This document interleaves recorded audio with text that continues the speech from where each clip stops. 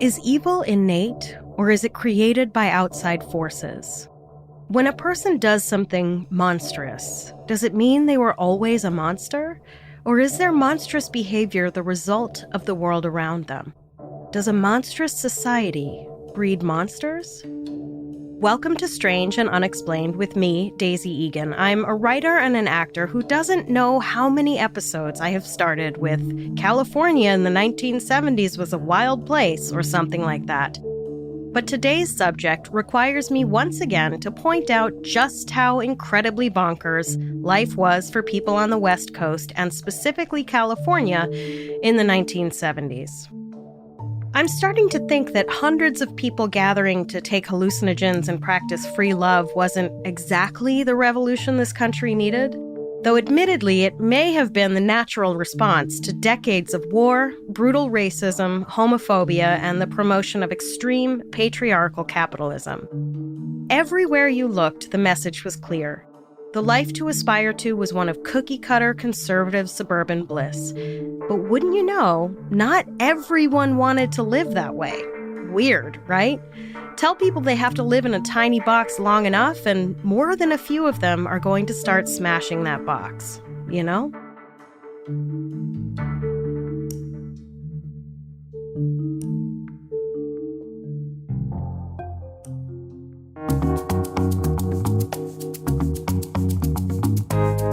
So the free love movement came along, and it seemed like at first everyone was smoking pot and having orgies all over the place and life was good.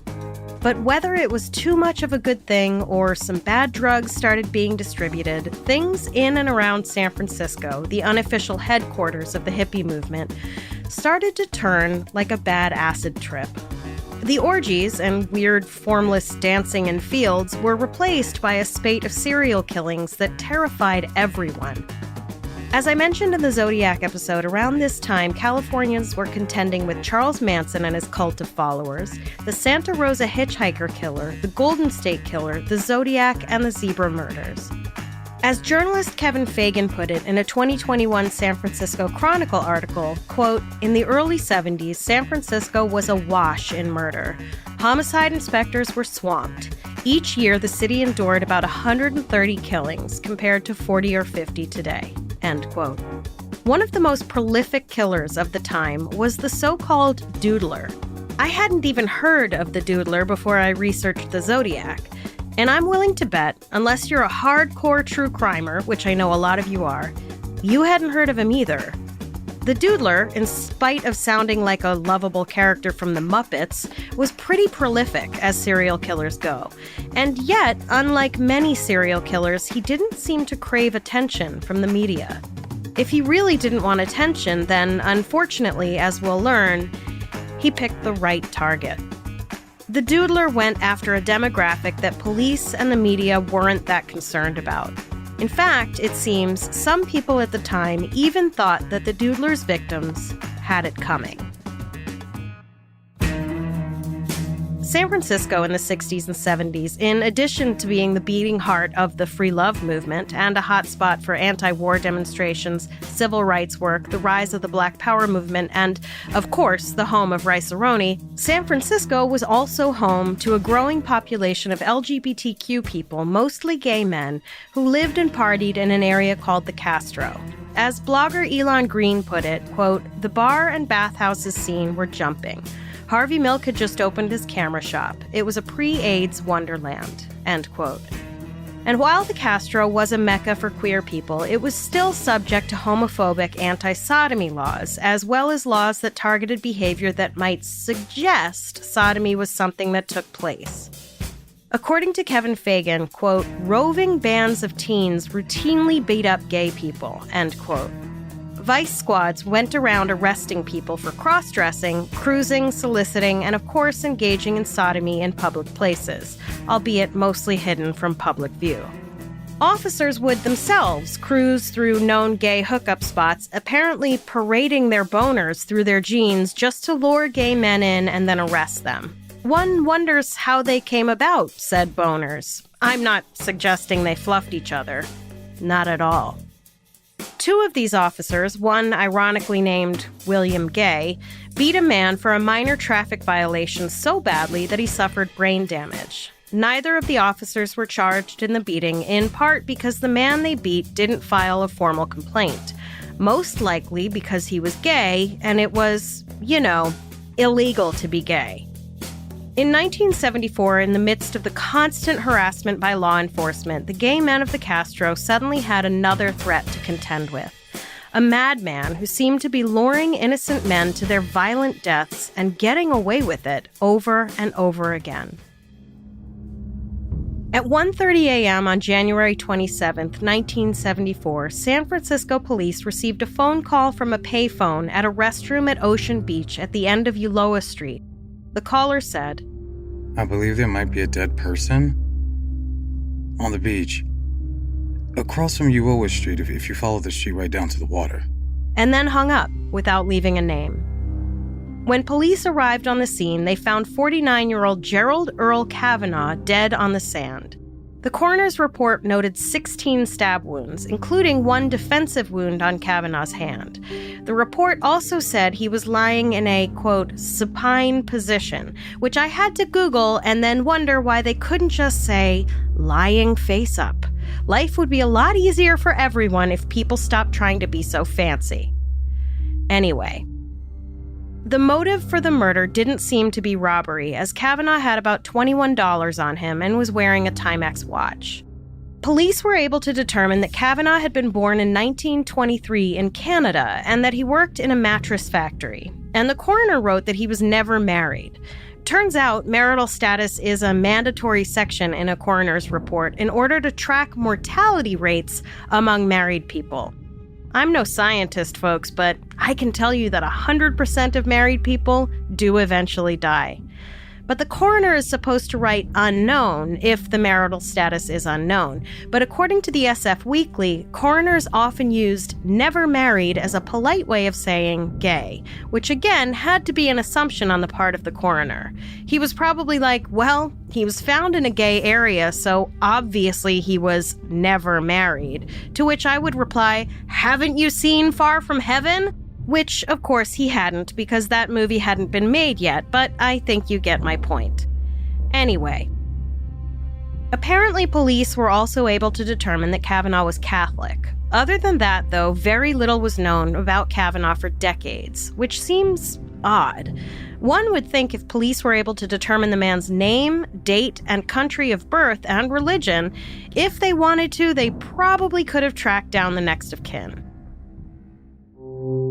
It wasn't until SF Chronicle journalist Kevin Fagan looked into the case decades later that through genealogy records, he was able to piece together some of Kavanaugh's backstory.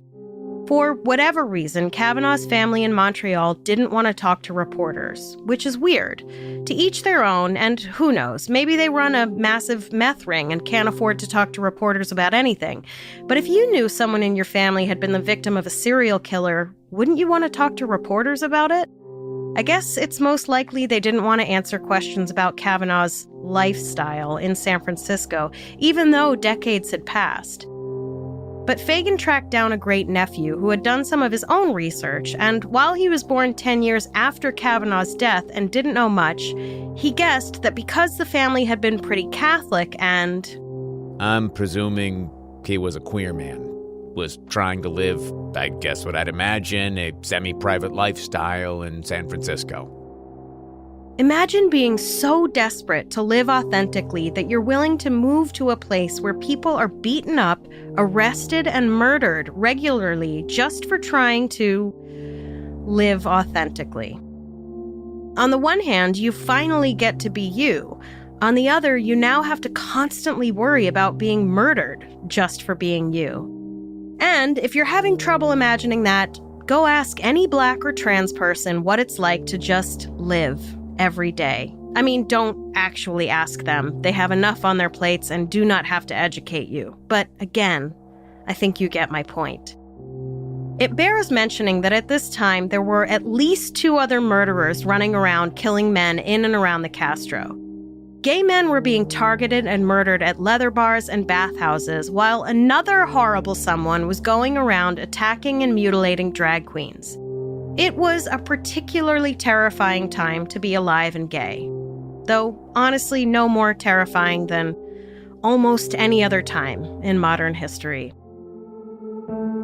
5 months after Gerald Kavanaugh's body was found on the beach, on June 15th, a passerby discovered another dead body in the sand, this time near Stowe Lake in Golden Gate Park.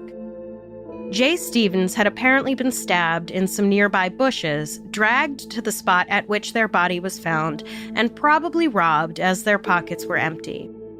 They had to be identified through their fingerprints. I'm using they/them pronouns because some reporters say Jay was a female impersonator and some say Jay was a trans woman. And if Jay was indeed the Doodler's second victim, as police believe, the Doodler considered Jay to be a gay man. So it's a little unclear how Jay presented in everyday life. An article in The Advocate said, quote, "When Stevens first appeared on stage 8 years ago, he made a sensation in San Francisco as a stunning impersonator. Over the years, however, he had moved away from the role of impersonating beautiful women and concentrated more on gay comedy," end quote. Kirk Frederick, historian and longtime assistant to drag queen Charles Pierce, told the SF Chronicle, Jay Stevens was this bright, young, I would guess in his early 20s, pretty boy. Charming kid. With makeup and hair and costumes and the fake corsets and all that. He was a strikingly beautiful woman. For all that, though, Jay was, by all accounts, humble, modest, and quiet.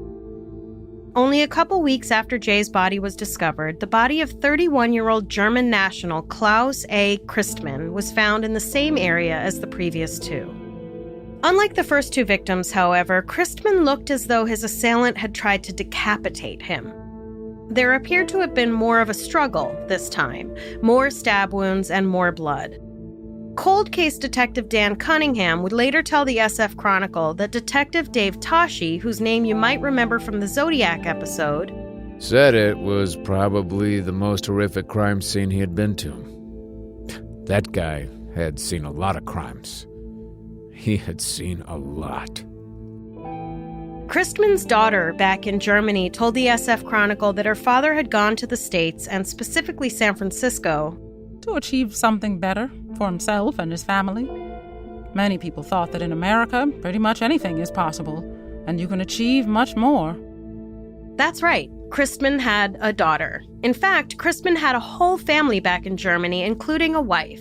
However, in San Francisco, Christmann had last been seen at a popular gay nightclub nearby wearing flamboyant clothing and allegedly carrying a tube of makeup, leading some in the community to suspect that Christmann's killer was connected to the other two stabbings.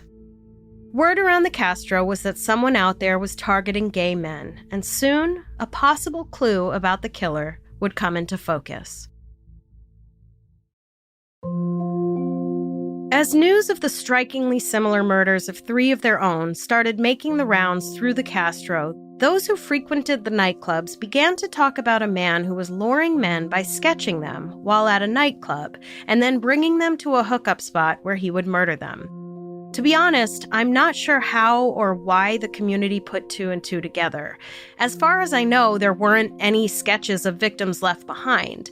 It may have just been the coincidence that an unfamiliar man had shown up on the scene sketching people at the same time that these killings began. It could, of course, be that people last saw each victim chatting with a man who had sketched them. It could also be that in a community in constant danger of violence, who could not expect protection of the police, people were generally on alert and looked out for each other because no one else would.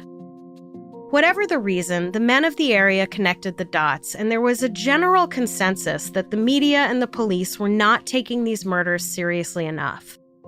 About the victims in the Doodler killings, an editor at the Sentinel told CNN in 2018, quote, "There was a feeling they would have given it a lot more attention if the victims had been white society women from Pacific Heights," end quote.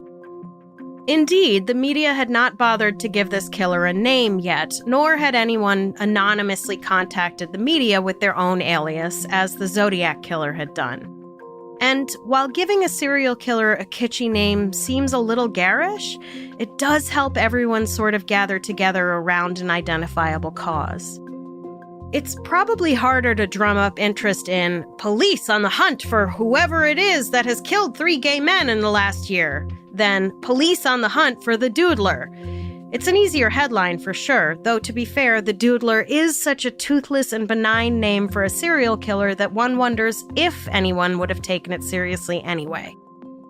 But there wasn't an alias yet, and there didn't seem to be much urgency on the part of the police to stop whoever was doing this. Fortunately, a whole year passed without another victim. But then, on May 12, 1975, 32-year-old Frederick Elmer Capon was found dead at Ocean Beach with 16 stab wounds in his chest. Capon was described in the media as well-groomed, with an insanely thorough description of his flashy clothing choice. I'm not entirely sure where this information came from, and far more important than what Capon was wearing was the fact that he was, apparently, a war hero. An obituary for Capon that ran in his hometown paper, the Port Angeles Daily News in Washington state, said that Capon had saved 4 men in battle in Vietnam and was awarded the Navy and Marine Corps Commendation Medal for Valor. After his discharge, Capon moved down to San Francisco and continued to serve as a nurse at St. Joseph's Hospital. After Capon's murder, the community in the Castro started to get real annoyed at police for their obvious lack of interest in a potential serial killer picking off their friends one by one. Ron Huberman, the first openly gay investigator in San Francisco's district attorney's office, would later tell The Advocate, "If gay men were assaulted for being gay or robbed, the cops thought gay men had it coming to them, much as they thought women had it coming when sexual assaults happened to them. The example that I continually got from cops is, I can't believe you would just walk into a bar and take somebody home." As if straight men never did such a thing. There were certainly no openly gay police officers in San Francisco at the time. The SFPD's director of personnel, George Emile, told The Advocate in 1975 that because gay men commit felonies, quote, "I guess you could say they are of bad moral character. If he is a covert homosexual, there is no question we would not hire him." This would be hilarious if it wasn't so infuriating, and also just stupid. Are you trying to tell me, George, that only gay men commit felonies? You know who commits the majority of felonies? Straight men. You know why? Because there are far more straight men than there are gay men. I mean, what a blatantly insane thing to say. Also, if you think you know how to spot a covert homosexual, I've got a movie with Rock Hudson I'd like to show you. Anyway. As of Capon's death, the 4 killings were all being investigated by different detectives. The local gay community, apparently in between committing felonies, I guess, had already started connecting the murders, what with the similarities in method and the fact that all 4 victims were killed at popular gay hookup spots after being seen at gay nightclubs where some rando was sketching patrons. But the local cops were like, I just don't see the connection. Once Capon became the 4th victim, though, SFPD finally put the pieces together and assigned Rotia Guilford, San Francisco's first black homicide cop, and Earl Sanders, who would later become San Francisco's first black police chief. Now, strangers, I'm going to ask you to take a deep breath before I impart this next piece of information. Ready? Guilford and Sanders were known in the SFPD as the Soul Brothers. 2 steps forward, 1 step back. You know what I mean? Guilford and Sanders had a high rate of clearing crimes and apparently had rapport with all kinds of regular everyday folk who might have information about what was going on in the seedy underbelly of San Francisco. Sanders and Guilford were also known to be very sharp dressers. No matter the time of day or night, they would show up to the scene in suits and ties. That's classy. Whereas I picked up my son from school yesterday in my pajamas. The same ones I had picked him up in the day before. Anyway.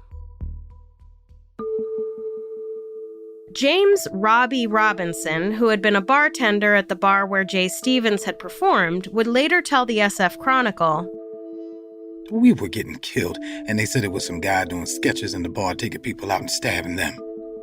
Scared the hell out of everyone. The regular police wasn't much help, but the homicide guy, Sanders, they changed things. They paid attention." Just a few weeks after Sanders and Guilford took on the case, a fifth victim was found at Lincoln Park Golf Course, northeast of Ocean Beach. 67-year-old Swedish sailor Harold Gullberg had been stabbed to death. His body was found on June 4th, but it was clear he had been dead for quite a while due to the state of decomposition. Gullberg had sailed the world but called San Francisco home and had become a U.S. citizen in 1955. Despite being a bit older than the previous four victims, Sanders and Guilford were pretty sure Gullberg was now the fifth victim of their case. So the good news was police had finally gotten wise that a serial killer was targeting gay men. The bad news was no one had any clue who the hell the killer was. Fortunately, whoever he was starting to get cocky. So a month after killing Gullberg, the Doodler met a man who everyone called the Diplomat, probably because he was, indeed, a European diplomat, although other than that, his identity has been a secret, at a diner at 2 a.m. The Doodler sat down next to the Diplomat and asked him if he had any cocaine, to which apparently the Diplomat replied by inviting the Doodler up to his very fancy apartment in an upscale building nearby. Once in the apartment, the Doodler asked if he could use the bathroom, and then emerged holding a knife and said, "You guys are all alike," which seems like a super judgy thing coming from a murderer. Like, excuse me, dude? You're a common homophobe with rage issues. I meet 5 of you walking down one city block. And we're all alike? Okay. This time, though, the Doodler's victim escaped death when the knife blade broke, and despite being stabbed 6 times, he managed to hurl the Doodler to the ground. The Doodler ran off. And then, just a week and a half later, the Doodler attacked another man in the same apartment building as the Diplomat on the very same floor. Somehow, he had convinced the man to let him into his apartment, upon which he tied him up and again said, "You guys are all alike," and was about to stab him when the man started screaming as loud as he could. The man's screams prompted neighbors to start pounding on the walls, which is the most apt depiction of city life I have ever heard. Someone is screaming for their lives, and the neighbors are just like, "Shut the fuck up!" It's almost as good as that moment in Coming to America when Eddie Murphy greets his neighbors. "Good morning, my neighbors!" "Hey, fuck you!" "Yes! Yes! Fuck you too!" This was enough to scare the Doodler, and once again, he ran off. Now, look, I'm no hardened 1970s cop in a city plagued by serial killers, but doesn't it seem like, I don't know, common sense to have placed some patrol officer in the Diplomat's building after the man who tried to murder him ran off mid-attack? Like, didn't they think there was a possibility the killer might return to finish the job? Do I have to do everything? And then, around the same time as these 2 attacks, a local and somewhat prominent actor who has never been identified had an encounter with a man whom he was about to go to bed with when a knife fell out of the man's coat, and apparently that was enough to scare the actor who ran off. This meant that now police had 3 eyewitnesses who could possibly identify their attempted murderer. The problem was, even if police managed to identify and catch the guy, their eyewitnesses would most likely not have testified because, remember, it was basically illegal to be gay. Testifying against this man could cost them their jobs, homes, families, possibly their freedom, or their lives. However, while these men weren't willing to come forward publicly, they were able to provide police with the one thing that had eluded them this whole time: a description of the man they were trying to find.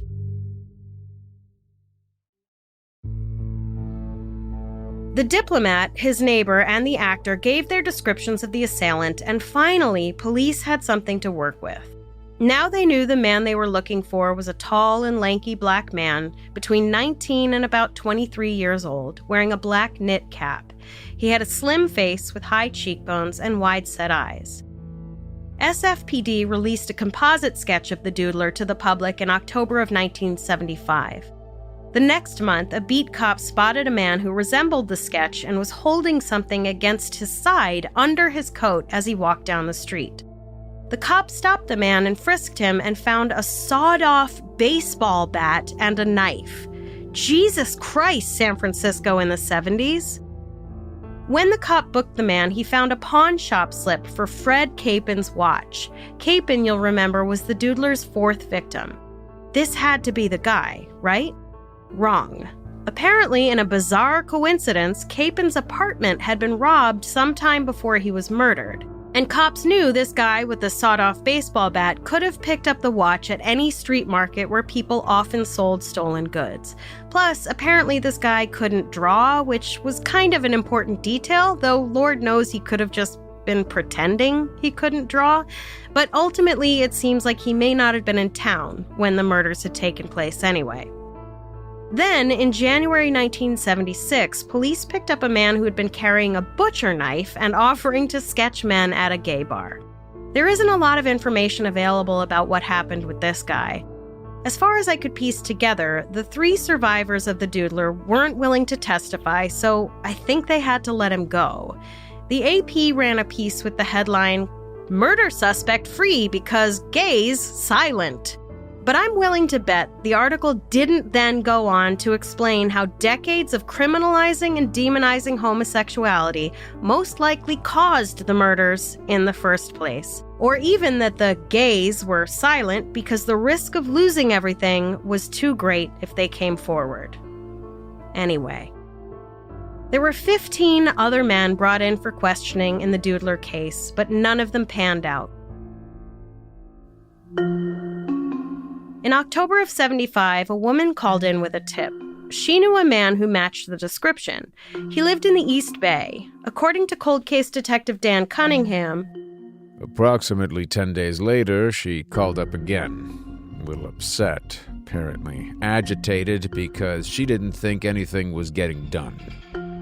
This time, she provided a license plate number. And then, a week later, another tip came in when a psychiatrist's secretary called to say the psychiatrist was treating a man who said he'd committed the 3 Ocean Beach murders. Apparently, this patient had the same license plate that the caller had provided them. 3 days after that, the psychiatrist himself called and told police that the man was wrestling with self-hate for homosexual feelings. On a scale from obviously to no shit, how surprised do you think I was by this revelation? You're correct. Apparently, this man had admitted in some way to the Ocean Beach killings. Sanders and Guilford questioned the man, and he was like, "Oh, yeah, no, I was confused about my sexuality, but I'm all better now. Look, I even have a girlfriend." Without naming the suspect, Guilford told the Chronicle, quote, "He's having difficulty with his sexuality. He's probably ashamed of what he's doing. Homosexuality has never been accepted in the Black community. The guilt he is experiencing causes him to want to erase the acts he committed." End quote. But once again, the Doodler's 3 survivors wouldn't testify. And because the patient never outright admitted to being the murderer, police had no choice but to let him go. But now here's a thing that's going to make you want to punch a wall. Police, it seems, never put the full name of the psychiatrist in the file. Either that, or it somehow got lost over the years. So now, no one knows who he is. Cool. And so, in 1977, the Doodler case went cold. And though it seems highly likely they literally had the guy in their clutches, the whole thing was shelved. But then, in 2018, SFPD homicide cold case investigator Dan Cunningham decided to reopen the case. So many of the people who'd been around to witness the terror the Doodler rained down on the Castro were gone. In the time that passed, the HIV/AIDS epidemic had waged its own campaign of terror from the late 70s through the 90s, and thousands upon thousands of men in San Francisco fell victim to AIDS. Cunningham knew there would be precious few first-hand accounts of the Doodler or his victims. Nevertheless, Cunningham, together with journalist Kevin Fagan of The Chronicle, who has taken an interest in the case and published his own podcast about it, found a possible sixth Doodler victim. 52-year-old lawyer Warren Andrews was found brutally beaten at Land's End in San Francisco in April 1975. And while Andrews was not stabbed to death, everything else about the murder fits the profile. There were apparently 3 pieces of evidence collected at the scene: a rock, a branch, and a handkerchief, all covered in blood, which of course were sure to be a treasure trove of DNA. Except that the rock, the branch, and the handkerchief were lost to time. Because Warren was transferred to a hospital in Seattle where he died, the case was initially treated as an assault, not a murder. So if these items are somewhere in evidence, they're in among about 80 bajillion other files yet to be found. Cunningham believes there may have been as many as 14 total Doodler victims, not only in Northern California, but possibly in other states as well. As of now, there still isn't a suspect in the Doodler case, but Cunningham believes he has found a person of interest. When questioned in 2018, of course, this man denied being the Doodler and denied ever going to a single gay bar. I mean, I deny that I've ever been to a male strip show, but that doesn't mean I haven't absolutely been to a male strip show. More than once. Whoever he was, the Doodler's murders were made possible by apathy and fear and hate. Not just his apathy, not just his fear and hate, but the apathy, fear, and hate of an entire society that put its own moral judgments before the human rights of gay men. I'd like to say things have changed since the Doodler's heyday, but hate crimes happen every day in America, and the Doodler is still at large. So I can't even convince myself, let alone lead you, stranger, to believe such a thing. Serial killer stories are usually about one madman with a dark past, a desire for attention, and an obsession.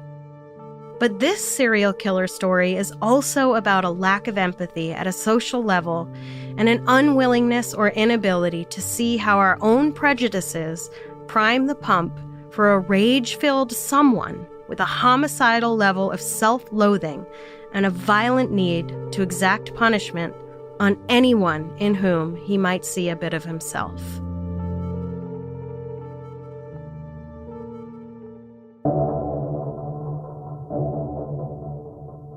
Strangers, that was our last episode of Season 2. Can you believe it? We did it! Thank you so much for listening. We'll be back with a whole new season filled with everything strange and unexplained in 2 weeks. In the meantime, if you have a topic you'd like to have covered, whether it's a well-known case or something that happened in your town that the world hasn't heard about yet, go to our website, strangeandunexplainedpod.com, and fill out the contact form. Strange and Unexplained is a production of the Obsessed Network. This episode was produced by Becca DiGregorio, Natalie Grillo, and Angela Palladino. It was written by me, Daisy Egan, researched by Jess McKillop, and edited by Eve Kerrigan. Our audio mixer and engineer is Jennifer Swatek. Our voice actors for this episode were Marquise Vilson, Ryan Garcia, and Andrea Jones-Sojola. Come see Strange live on tour in NYC, Boston, and DC. Check out the website strangeandunexplainedpod.com for details and tickets. If you like our show, please help us out by rating and reviewing us on Apple Podcasts. It really helps. Follow us on Instagram and Twitter. We are at SNUPod, and check out the Strange and Unexplained Facebook page to join in the conversation.